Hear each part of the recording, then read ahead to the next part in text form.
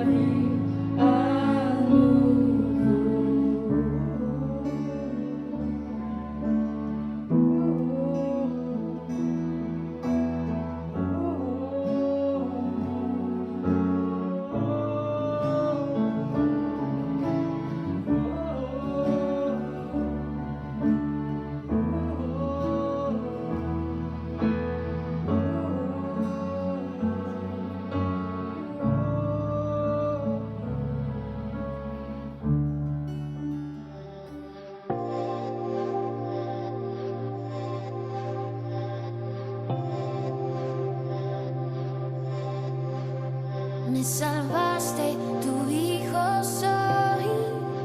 Confiado me acerco a ti, mi Dios, el creador que me formó. Ya nada me falta, completo estoy por tu amor, por tu amor. Tú como gravedad, atraes mi corazón, haces mi mundo girar, amor incondicional. Bonjour l'Église et bonjour à tous. Nous allons commencer une nouvelle série de messages basés sur l'eschatologie, qui veut dire tout simplement l'étude des derniers temps, c'est-à-dire toutes ces paroles prophétiques de l'Ancien Testament et du Nouveau Testament qui nous parlent des choses à venir à la fin des temps. C'est vrai, je ne sais pas pour vous, mais en tout cas pour moi, ce temps particulier de 2020, le confinement, l'après-confinement et la situation pandémique que nous vivons aujourd'hui, nous conduit à une réflexion, je dirais, spirituelle du temps que nous vivons, de l'importance et la nécessité de savoir, de discerner les temps que nous vivons aujourd'hui en tant qu'Église dans les plans de Dieu. Pour moi, personnellement, le confinement a été comme une mise à part avec Dieu, comme une retraite, si vous voulez bien me comprendre, une retraite spirituelle où j'ai eu le temps de chercher Dieu, parfois désespéré parce que j'avais des questions, j'avais des besoins particuliers et j'ai prié le Seigneur pour m'éclairer et surtout pour bien comprendre et discerner le temps que nous vivons aujourd'hui. La première chose que j'ai ressentie, c'est peut-être lié au pasteur. Moi, je suis pasteur et je peux comprendre la pression que nous vivons, parfois la pression de nos églises, des chrétiens, parfois la pression extérieure qui tombe sur les églises, mais c'est comme si nous, les pasteurs, nous devions tout connaître, tout maîtriser, toutes les matières, tous les sujets.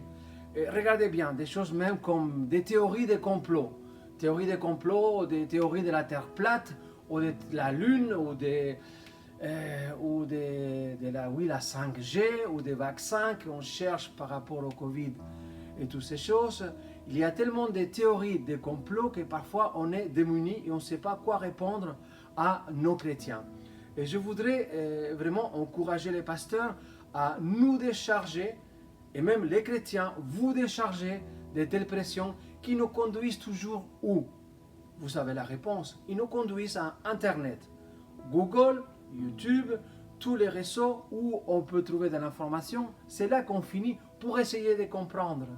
Et pendant ce temps de prière, moi j'ai compris quelque chose. Nous devons faire attention à l'information. Parce que nous sommes appelés, pas à chercher de l'information, mais nous sommes appelés à discerner les Écritures que Dieu nous a données. Alors c'est vrai que parfois, j'ai l'impression que les ministères pastoraux est comme cet artiste du cirque qui commence avec un bâton et une assiette, et après un autre, et après un autre, et après un autre, et quand il arrive à la fin, il doit revenir en courant pour les premiers, pour les faire tourner, et réussir à maintenir tous les niveaux.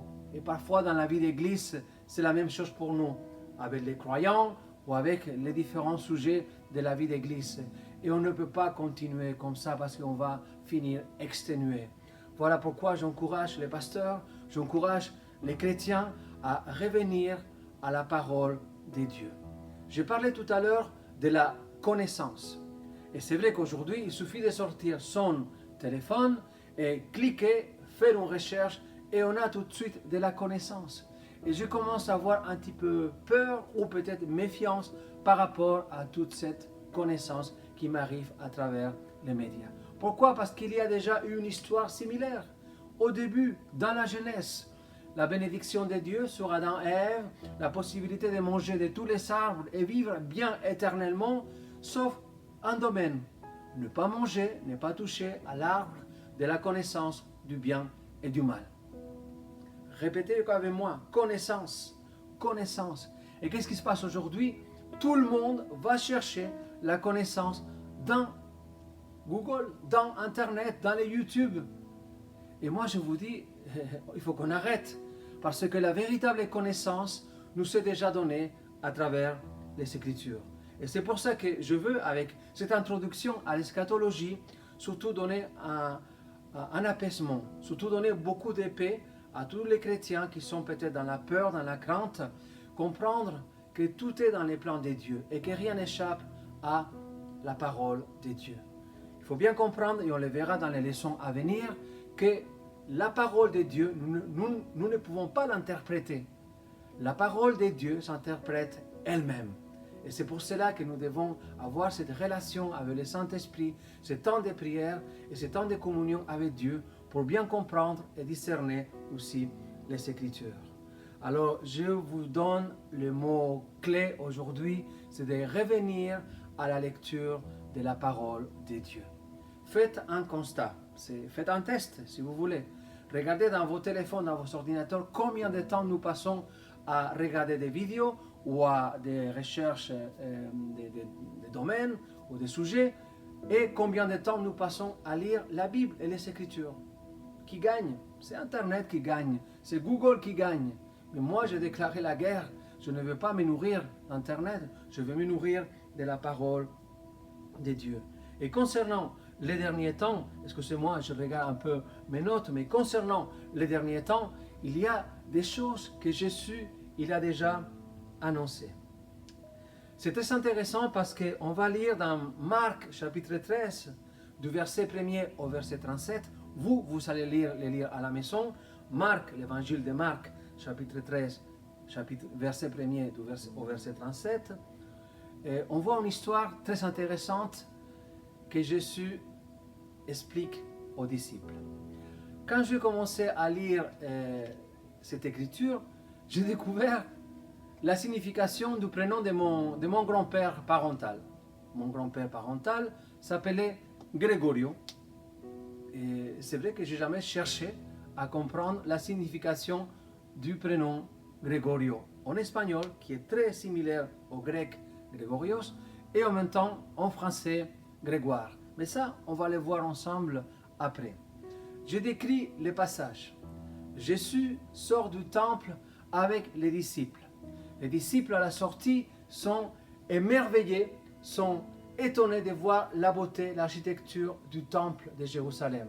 Et ils vont s'exprimer, je dirais avec naturalité, waouh, c'est magnifique, c'est merveilleux, c'est incroyable. Et qu'est-ce qu'il va dire Jésus? Il va prophétiser la destruction du temple. Quelques temps plus tard, je ne sais pas, quelques minutes ou une heure plus tard, il se retrouve en privé sur le mont des Oliviers avec les disciples. Et les disciples questionnent Jésus, mais Seigneur, ce que tu viens de dire, à quel moment viendra? Et là, Jésus commence à décrire, à travers une parole prophétique, un temps qui viendra sur Israël et un temps qui viendra sur le monde. Alors je voudrais vous attirer l'attention sur les versets 23 et les versets 33. Verset 23, c'est Jésus qui dit « Soyez sur vos gardes, je vous ai tout prédit. » Verset 33, « Prenez garde, veillez et priez, car vous ne savez quand sera le moment. » Voilà pourquoi c'est très important de veiller et prier. Et dans cette recherche des mots de l'original en grec, j'ai trouvé que veiller en grec veut dire Gregorio. C'est du grec, Gregorio, comme en espagnol, et en français, Grégoire. Alors, Grégoire veut dire celui qui veille, celui qui est éveillé, celui qui est vigilant. Alors, mon grand-père, voilà, il portait sur lui un prénom avec une connotation forte d'être vigilant, d'éveiller, d'être éveillé. Alors, quand Jésus dit à l'Église, veillez et priez, il est en train de dire, soyez Grégoire et priez. Soyez Grégorios et priez. C'est deux conseils que le Seigneur donne à l'Église et aux croyants. Veillez et priez. Certainement que vous connaissez l'histoire, je dirais contemporaine à l'époque de Jésus, et particulièrement celle qui est liée à l'armée romaine. Vous savez très bien que l'armée romaine était très disciplinée et il y avait quelque chose de terrible, s'endormir pendant la garde. Si un soldat romain avait le malheur de s'endormir pendant la garde, la punition était automatique, la peine de mort. C'était très important de comprendre que la vigilance d'une personne pouvait sauver toute une armée. Et la punition était terrible. Alors je crois que quand Jésus utilise les termes veiller et prier, je crois qu'il nous donne des clés et des outils pour comprendre l'importance de veiller et de prier. Vous savez, Jésus nous a émerveillés avec son enseignement et ses révélations. Et une des choses que Jésus a fait, c'est de résumer la loi de la Torah, les 613 lois qui apparaissent dans la Torah, il a résumé en 2 commandements. Aimer Dieu et aimer son prochain. Et là, je retrouve à nouveau, je dirais, la même idée, la même démarche, c'est-à-dire que Jésus va résumer tous les conseils que nous pouvons avoir en ce moment de crise mondiale en 2. Veiller et prier. Veiller et prier. Et c'est pour cela que je les prends très au sérieux. Nous vivons en 2020. Nous vivons une pandémie mondiale. Et ces choses ont été déjà décrites dans les évangiles par notre Seigneur. C'est que le commencement, c'est ce que Jésus a dit. Alors, dans cette recherche, pas d'informations, recherche des révélations et des confirmations de la parole de Dieu, nous devons veiller et prier. Je crois que ces 2 mots doivent rester gravés dans nos cœurs à partir de maintenant. Parfois, on se tue à faire des milliers de choses et la seule chose qui nous est demandée par le Seigneur en ce moment pour les chrétiens, c'est de veiller et prier. Alors regardons ensemble ce qui était une veille à l'époque de Jésus. Normalement, elle était divisée à l'époque en 4 parties. De 6h à 21h, de 21h à minuit, de minuit à 3h et de 3h à 6h du matin. À partir du coucher du soleil jusqu'au lever du soleil, il fallait maintenir une veille. Et il y a un passage important que je voudrais vous partager aujourd'hui. Il se retrouve dans Luc chapitre 2, le verset 8. Il y avait dans cette même contrée des bergers qui passaient dans les champs les veilles de la nuit pour garder leurs troupeaux. Et je vous pose la question, à qui les anges se sont révélés pour annoncer la naissance de Jésus? Aux bergers. Pourquoi? Parce qu'ils étaient vigilants, parce qu'ils étaient dans l'attente, parce qu'ils étaient en train de veiller et pas de dormir. Alors je les prends de façon spirituelle. Et moi je me dis que si nous voulons avoir la révélation et le discernement nécessaire pour conduire l'Église du Seigneur, pour nous conduire en tant que chrétiens, nous devons veiller et prier en accord à la parole de Jésus. Surtout parce qu'il y a des passages comme en 1 Pierre, chapitre 5, le verset 8, la parole d'encouragement, je dirais le conseil de l'apôtre Pierre qui dit « Soyez sobres, veillez, votre adversaire le diable rôde comme un lion, cherchant qui dévorer. » Qu'est-ce qu'il dit? Veillez. Alors, Église, peuple du Seigneur, au lieu de perdre ton temps avec des recherches Google, YouTube ou autres, et je vais utiliser ces moyens, je ne suis pas contre, il faut bien me comprendre, d'accord? Dans Internet, dans Google ou tous les médias, il y a du positif et du négatif, du bon et du pas bon. Alors, on va utiliser ce qui est bon, ce qui est profitable à l'évangile. Ça veut dire communiquer la parole de Dieu à travers tous les médias, j'en ai aucun problème. Mais je ne vais pas perdre mon temps en Internet. Je ne sais pas si vous me comprenez, mais je pense que oui. Alors, l'importance, c'est de commencer à veiller et à prier. Pasteur, chrétien, plus que jamais dans l'histoire de l'humanité, nous devons nous réveiller à ces 2 domaines. Veiller et prier pour comprendre et discerner le temps que nous vivons aujourd'hui dans ce monde. ce passage et ces textes, je voudrais qu'ils puissent nous servir comme introduction. Parce que le chapitre dévoile, révèle des choses incroyables concernant les catastrophes qui vont venir sur le monde, concernant l'enlèvement de l'Église, concernant des choses qui sont liées au dernier temps. Mais aujourd'hui, je voulais simplement vous préparer à travers les Écritures que pour bien comprendre l'eschatologie, pour bien comprendre les paroles prophétiques que nous allons voir de l'Ancien Testament et du Nouveau Testament, nous devons veiller et prier. Je crois que c'est une très bonne démarche pour grandir dans la connaissance de la parole de Dieu. Que Dieu vous bénisse et à bientôt. Au revoir.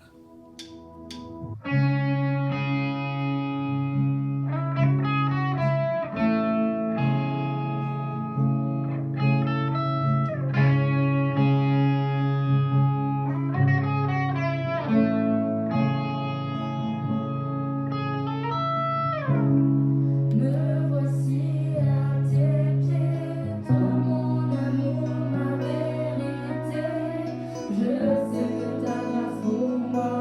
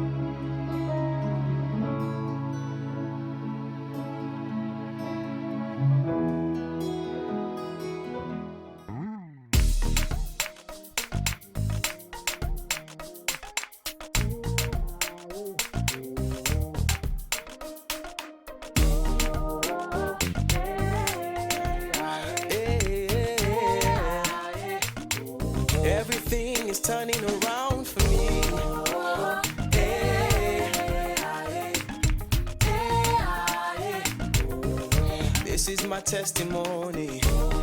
My testimony. Oh, yeah. Jesus, you have turned my life around.